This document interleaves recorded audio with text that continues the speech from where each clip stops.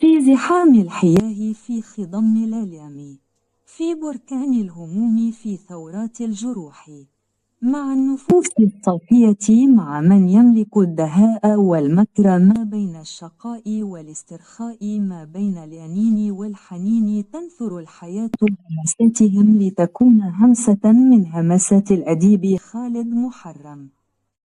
همسة الليل.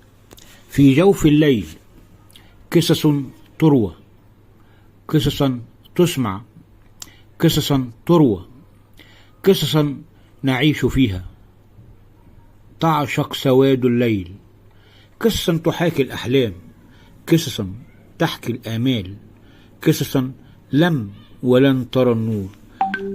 ليبقى الليل صديق أمين، لا يخون ولا يهون، سيبقى الليل بعتمته، لا يؤرقه أرق المراهقين، ستبقى أحلامه معلقة إلى أن تنضج مع ألم السنين.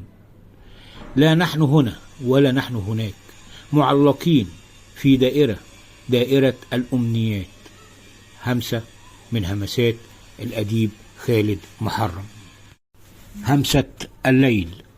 في جوف الليل قصص تروى، قصصا تسمع، قصصا تروى.